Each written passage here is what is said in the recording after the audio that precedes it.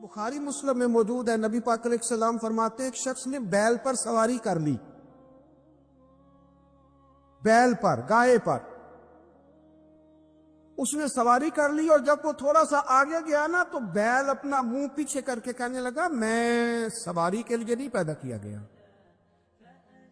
اللہ نے اسے زبان عطا فرمائی اور بیل بول پڑا، کہنے لگا مجھے ہل کے اندر جوت لے، یہ کام مجھ سے لے لے، لیکن تو میرے اوپر سواری نہیں کر سکتا۔ سواری کے لیے اللہ نے گھوڑے پیدا کیے، اونٹ، گدھے اور خچر پیدا کیے ہیں۔ جو جانور جس مقصد کے لیے ہوگا اس سے وہی کام لیا جائے گا۔ ایک بات اور کرنے لگا ہوں، ذرا سخت ہے، اور چونکہ مضمون ہے تو مضمون بیان کرنا فرض ہے۔ جانوروں کو لڑانا حرام ہے۔ حضرت عبداللہ ابن مسعود رضی اللہ تعالیٰ عنہ روایت بیان کرتے ہیں، فرمایا لعنتی ہے وہ شخص جانوروں کو آپس میں لڑاتا ہے، وہ لعنتی ہے جو جانوروں کو آپس میں اور آپ اس ملک میں رہتے ہیں جہاں کروڑوں روپے کی شرطیں لگتی ہیں جانوروں کی لڑائی، جانوروں کو اذیت دی جاتی ہے، تکلیف دی جاتی ہے، کبوتر اڑائے جاتے ہیں، اور بڑا انعام اس کو ملتا ہے جس کا کبوتر دیر کے بعد آئے۔ کبوتر باز کبوتر کو بیٹھنے نہیں دیتا۔ یہ حرام ہے، شریعت اسلامیہ میں حرام ہے جانوروں کا لڑانا، اور ان کو ایک دوسرے کے خلاف ابھارنا حرام ہے، دین میں منع کیا گیا ہے۔ آپ جانور کو اگر پالیں گے بھی تو اس حد تک پالیں گے کہ جس حد تک اس کو کسی اذیت میں مبتلا نہ کیا جائے۔ کتوں کی لڑائی کرائی جاتی ہے، مرغوں کی لڑائی کرائی جاتی ہے، جانوروں کو اذیت پہنچتی ہے۔ بیلوں کی لڑائی ہوتی ہے، سینگ ٹوٹ جاتے ہیں، لہو اتنا بہتا ہے جانوروں کا کہ دیکھا نہیں جاتا، لیکن سامنے بیٹھنے والے تالیاں بجا رہے ہیں۔ یہ تو بڑے سخت دل لوگوں کے رویے کہ جانور کا خون بہ رہا ہے اور آپ تالیاں بجا رہے۔ مرغے بیچارے کی چونچ لہو لہان ہو گئی ہے، سامنے والے نے اتنا مارا ہے اور یہاں تالیاں بج رہی ہیں کہ میرا جیت گیا ہے، بجائے اس کے کہ اس کو پٹی کی جاتی، اس کو دیکھا جاتا۔ یہ تو سنگ دل لوگوں کا کام ہے۔ ہم تو رحمت للعالمین نبی کے غلام ہیں صلی اللہ علیہ وسلم۔ ہمارے دین نے تو ہمیں یہ مزاج ہی نہیں دیا۔ گناہ کرنا بھی گناہ ہے اور گناہ کا اظہار بھی گناہ ہے۔ نبی اکرم صلی اللہ تعالی علیہ وآلہ وسلم نے ارشاد فرمایا میری ساری امت کو معافی مل جائے گی سوائے ان لوگوں کے جو اعلانیہ گناہ کرتے۔ یہ بخاری مسلم دونوں میں حدیث موجود ہے۔ جو اعلانیہ گناہ، جنہوں نے خود ساری دنیا کو گواہ بنا لیا، میں نے یہ بھی جرم کیا، یہ بھی کیا، یہ بھی کیا، یہ بھی کیا، خود انہوں نے لوگوں کے، بہت بڑے غافل آدمی کی علامت ہے کہ گناہ کرے اور پھر اوپر سے اعلانیہ گناہ کرے، اتنا بڑا جرم کرے۔ جب بندہ بہت زیادہ غافل ہو جاتا ہے پھر اعلانیہ گناہ کرنے لگتا ہے۔ ایک گناہ، پھر اس کا اظہار گناہ۔ ایک بندہ، حدیث پاک میں آتا ہے، ایک بندہ رات کو کوئی غلطی کرتا ہے، اللہ تعالیٰ اس پہ پردہ ڈال دیتا ہے، لیکن وہ سویرے خود لوگوں کو بتاتا پھرتا ہے میں نے یہ کیا، میں نے یہ کیا۔ جب آپ اظہار گناہ کرتے ہیں نا تو سامنے والا بھی دلیر ہوتا ہے، کہتا ہے اس نے کیا، میں کر لوں گا تو پھر کیا ہوا۔ ہمارے علماء نے لکھا ہے کسی کی نماز قضا ہو جائے تو کسی کو بتائے نہ، قضا پڑھ ڈالے، اس کا جگہ جگہ ذکر نہ کرے۔ جب آپ کہیں گے نا میری قضا ہو گئی تو آپ کے ساتھ رہنے والا بچہ دوست سمجھے گا یار اس کی قضا ہو گئی یا تو میری بھی ہو جائے گی تو کیا ہوگا۔ آج کل لوگ کہتے نہیں میں کو اکیلا کر رہا ہوں، ساری دنیا ہی کرتی ہے۔ وہ جناب کیا ہو گیا، اگر یہ غلطی ہو گئی تو بندے سے ہو ہی جاتا ہے۔ گناہ کو معمولی سمجھنا، چھوٹا سمجھنا اور کہنا پھر کیا ہو گیا ہے، انسان سے غلطی ہو جاتی ہے۔ آپ دیکھ لیں کہ سینکڑوں بیسیوں گناہوں کا بوجھ ہمارے سروں پہ ہوتا ہے۔ نبی اکرم صلی اللہ تعالی علیہ وآلہ وسلم نے فرمایا مومن اپنے گناہوں کو پہاڑ کی طرح سمجھتا ہے۔ یہ بخاری میں حدیث ہے۔ مومن پہاڑ کی طرح جانتا ہے اور وہ ڈرتا ہے کہ کہیں وہ پہاڑ اس کے اوپر گر نہ جائے۔ یعنی کہیں مجھے میرے گناہ کی سزا نہ مل جائے. چھوٹے گناہ کو بھی پہاڑ جانتا یار مجھ سے غلطی ہو گئی, مجھے ٹھیک کر لینی چاہیے, مجھے معافی لے لینی چاہیے, مجھے توبہ کر لینی چاہیے. مومن اپنے اوپر گناہ کو پہاڑ کی جانب سمجھتا ہے. اور حضور علیہ الصلوۃ والسلام فرماتے ہیں کہ یہ جو فاسق اور فاجر ہوتا ہے نا, اللہ کا نافرمان, یہ گناہ کو مکھی کی طرح سمجھتا ہے. یہ سمجھتا ہے میں نے اشارہ کرنا ہے, مکھی نے اڑ جانا ہے. مومن کی علامت یہ ہے کہ وہ پہاڑ جانتا ہے, اگر غلطی ہو جائے تو پہاڑ. امام اعظم ابو حنیفہ رحمۃ اللہ علیہ گزر رہے تھے تو بارش ہو گئی تھی اور کوفہ میں کیچڑ تھا, تو آپ نے جو جوتے پہنے ہوئے تھے ان جوتوں سے چلتے ہوئے نا آپ کے پاؤں سے کچھ مٹی اڑی, تو سامنے ایک یہودی تھا. اب اس زمانے میں دیواریں کچی ہوتی تھی, اس کے دیوار پر جا کے وہ مٹی جو تھی وہ لگ گئی. اب امام صاحب بڑے پریشان ہوئے کہ میں نے اس کی دیوار کو آلودہ کر دیا. یہاں تو لوگ اپنی اینٹیں رکھتے رکھتے کئیوں کی دیواریں توڑ ہی دیتے ہیں, اور پھر وہ اس پر ماننے کو بھی تیار نہیں ہوتے, تسلیم کرنے کو بھی تیار نہیں ہوتے. وہ کہتے ہیں پھر کیا ہو گیا, اب ہمارا یہاں گھر ہے تو ہم نے ٹرالی منگوانی نہیں تھی, ہمارا حق بنتا تھا. امام صاحب کے پیروں سے ذرا کیچڑ اڑا, یہودی کی دیوار پہ لگا, اس کی کچی دیوار تھی. امام صاحب پریشان ہو گئے, سوچنے لگے کہ اگر میں دیوار سے یہ کیچڑ اتارتا نہیں تو یہ بھی زیادتی ہے, میں نے اس کی دیوار کو گدلا کر دیا, اور اگر میں اتارتا ہوں تو کچھ مٹی اس کی دیوار کی بھی اتر جائے گی, کچی دیوار ہے, یہ بھی زیادتی ہے.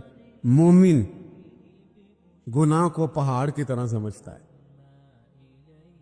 کہ کہیں گر نہ جائے, اس کی بھی کہیں سزا نہ مل جائے. امام صاحب نے اس کے دروازے پہ دستک دی, وہ باہر آیا تو اتفاق سے وہ آپ کا مقروض بھی تھا, اس نے پیسے دینے تھے.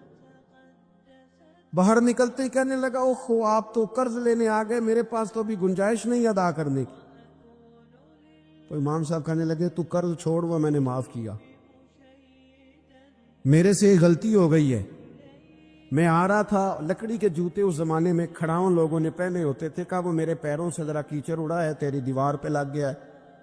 اب میں بڑی دیر سے کھڑا سوچ رہا ہوں کہ اگر میں تیری دیوار صاف نہ کروں تو میں نے یہ میلی کر دی, گدلی کر دی, یہ بھی بات درست نہیں ہے, زیادتی. اور اگر میں اسے صاف کرتا ہوں کچی دیوار سے کچھ مٹی اتر جائے گی تو یہ بھی زیادتی ہے. اب تو بتا میں کیا کروں.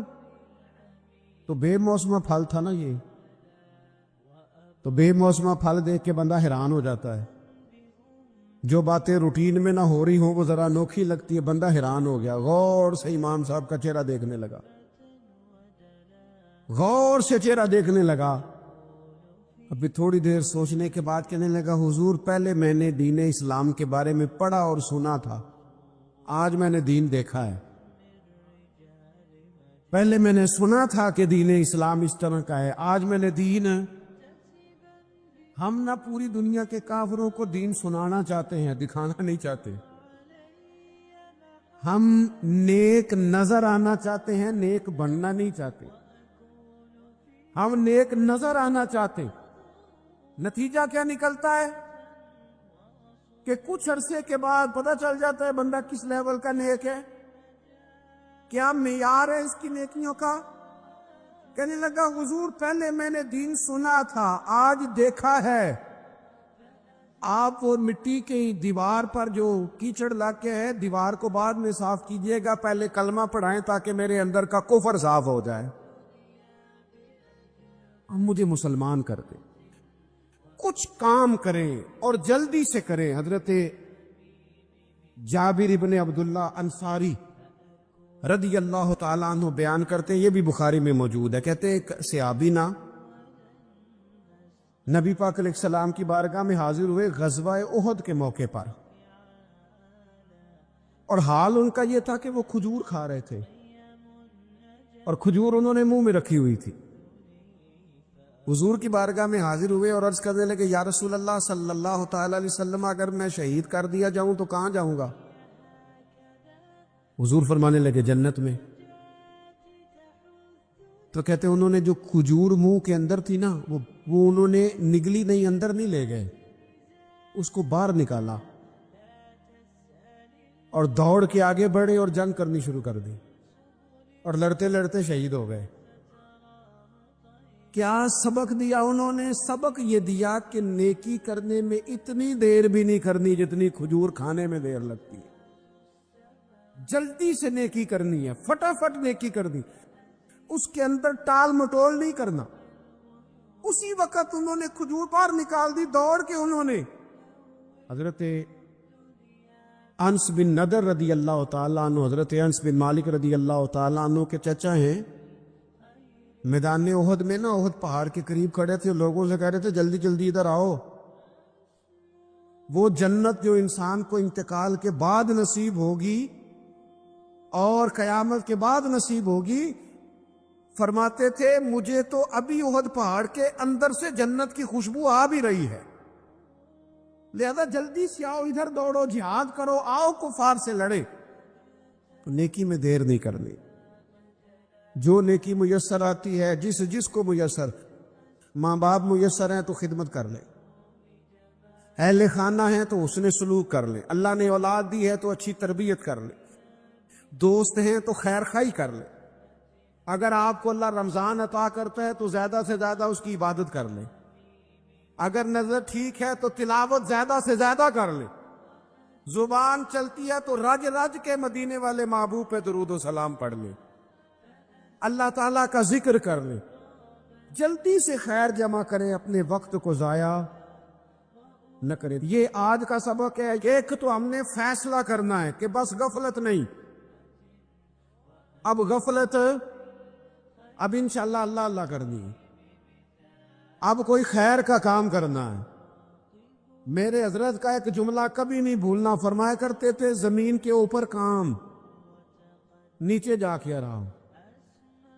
یہ چھوڑ دیں، اتنے گھنٹے سونا ہے تو یہ کرنا ہے تو میری نیند میں دخل کوئی نہ ڈالے، پھر سوتے ہی رہ جائیں گے، سوتے ہی رہ جائیں. زمین کے اوپر کام اور نیچے جا کے جاگنا ہے. جاگ لے افلاک کے سائے تلے، پھر حشر تک سوتا رہے گا خاک کے سائے تلے. اب جاگ لے افلاک کے سائے کے نیچے، جاگ، کھول آنکھیں. ہر وقت کا سونا، ہر وقت سونا،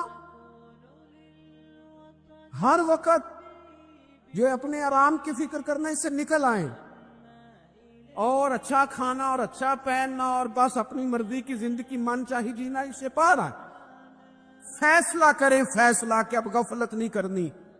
اگر اللہ نے کوئی صلاحیت دی ہے تو اسے دین کے کام پہ لگانا، کوئی ڈیوٹی کرنی ہے، کوئی خدمت کرنی ہے. دیکھو خدمت ہی ہو رہی ہیں، صدیق اکبر مال دے رہے ہیں، عثمان غنی مال دے رہے ہیں، مولا علی نے تلوار پکڑی ہے، میدان میں جا رہے ہیں، فاروق اعظم گلی گلی نگر نگر رسول اللہ کے دین کی پہرے داری کر رہے ہیں، حضرت جناب سیدنا سلمان فارسی ابو ذر غفاری حضور کی مسجد میں جھاڑو دے رہے ہیں، اور بلال حبشی وہ نبی پاک کی مسجد میں اذان پڑھتے پڑھتے پڑھتے پڑھتے رب نے اتنا عروج فرمایا کہ کعبے کی چھت پہ کھڑے ہو کے بھی اذان پڑھنی شروع، انہوں نے اذان دے. تو کوئی کام کرنا ہے، غفلت کو توڑنا ہے اور نیکی کرنی ہے ذرا جلدی جلدی. خیر کا کام کرنا ہے، یعنی ایسے نہیں، فٹافٹ. کیسے جی؟ فٹافٹ. تو فٹافٹ کام کریں خیر کا، جلدی جلدی. تو یہ خیر کا کام فٹافٹ، جلدی جلدی اور بڑی جلدی اور دوڑ دھوپ کے. اور جب آپ کرتے جائیں گے نا تو پھر اللہ تعالیٰ مواقع بناتا جائے گا. اس لیے نبی پاک صلی اللہ تعالی علیہ وسلم نے فرمایا دو نعمتیں ایسی ہیں جن میں اکثر لوگ غفلت میں ہیں، ایک صحت اور دوسری فراغت. لوگ بلا وجہ وقت ضائع کرتے ہیں. اللہ نے صحت دی ہے، کسی خیر کے کام میں لگائیں. اگر آپ کے پاس فارغ وقت ہے تو قرآن پاک کو یاد کریں، ترجمہ اور تفسیر سے پڑھیں، محبوب پاک علیہ السلام کی احادیث کو یاد کریں، اللہ والوں کی باتیں سنیں. وقت ملے تو عبادات میں لگائیں، نوافل میں لگائیں، تلاوت میں لگائیں، ذکر اذکار میں لگائیں. اور پھر اللہ مزید توفیق عطا کرے تو کسی کے بھلے میں وقت لگائیں. گلی سے کوئی کانٹا اٹھائیں، کوئی روڑا اٹھائیں، کوئی کسی کی مدد کرے، لیکن یہ غافل انہیں کی علامت ہے کہ اپنے وقت کو ضائع کرنا۔ اور پھر اسی طرح غفلت کی پانچویں علامت یہ ہے کہ اگر بندے کو دنیا سے پورا پیار ہو جائے، یعنی شب قدر میں بھی آ کے کہتا ہے یا اللہ کبھی پیسے دے دینا، شب برات والے دن بھی کہتا ہے کہ مالک اگر کبھی کوئی ایسا سبب لگ جائے نا، یعنی بیت اللہ شریف کے سامنے کھڑے ہو کے بھی اگر اس نے مال ہی مانگنا ہے، وہاں بھی اس نے یہی سوال کرنا ہے، حب پہ دنیا اتنی غالب آ جائے تو یہ غافل ہونے کی علامت۔ دنیا ضرورت ہے، مقصد نہیں ہے، دنیا کی حاجت ہے، مقصد نہیں ہے، یہ مقصود نہیں۔ اور جب لوگ فقط دنیا کے مال کو، دولت کو، نبی پاک علیہ السلام نے فرمایا وہ لعنتی ہے جو درہم اور دینار کا بندہ بن گیا ہے، پیسوں کا بندہ بن گیا ہے، مل جائے تو خوش ہوتا ہے، نہ ملے تو تکلیف میں آ جاتا ہے۔ یہ غافل بندے کی علامت۔ مومن تو وہ ہوتا ہے کہ دولت رزق حلال ضرور کماتا ہے تاکہ کسی کے آگے ہاتھ نہ پھیلانا پڑے، کوشش ضرور کرتا ہے، پر دنیا کو جیب میں جگہ دیتا ہے، دل میں نہیں دیتا۔ اس کی جگہ جہاں ہے اسے وہاں رکھتا ہے، اسے دل میں جگہ، دل تو ایک ہے، اس میں رب و رسول کو بسائیں گے یا کسی اور کو بسائیں گے؟ تو حب دنیا یہ غافل ہونے کی بہت بڑی علامت ہے۔ پھر اسی طرح جو بندہ رب کریم کو جانتا نہیں نا، وہ بھی غافل ہو جاتا ہے۔ ایک تو جو یہ نہیں نہ جانتا کہ رب کریم سزا دے گا، مجھے دیکھ رہا ہے، اسے نہ اونگ آتی ہے نہ نیند آتی ہے، جو اس کی معرفت نہیں رکھتا کہ میرا رب ہر وقت مجھے دیکھ رہا ہے، وہ بھی غافل ہو جاتا ہے۔ جسے پتہ ہونا کہ مجھے دیکھ رہا ہے وہ غافل نہیں ہوتا۔ اور جو یہ سمجھ لیتا ہے نا کہ شاید معاذ اللہ ثم اس یقین کو پکا نہیں کرتا، وہ غافل ہو جاتا ہے۔ اور ایک جو یہ نہیں نہ جانتا کہ رب مہربان کتنا ہے، وہ بھی غافل ہو جاتا ہے۔ مجھے بتائیے سب سے زیادہ تو بندہ اس کے دروازے پہ جاتا ہے نا جو سب سے زیادہ مہربانی کرنے والا ہو، اس دروازے سے بندہ اٹھتا ہی نہیں۔ تو جس کو یہ یقین ہو جائے نا سب سے زیادہ کرم فرمانے والی ذات اللہ رسول کی ہے، وہ کبھی رب رسول سے غافل نہیں ہوتا، وہ کبھی اللہ رسول کا دروازہ چھوڑ کے نہیں جاتا، وہ کبھی کسی اور جگہ جا کے پناہ تلاش نہیں کرتا۔ جسے پتہ چل جائے نا وہ کریم کتنا ہے، مہربان کتنا۔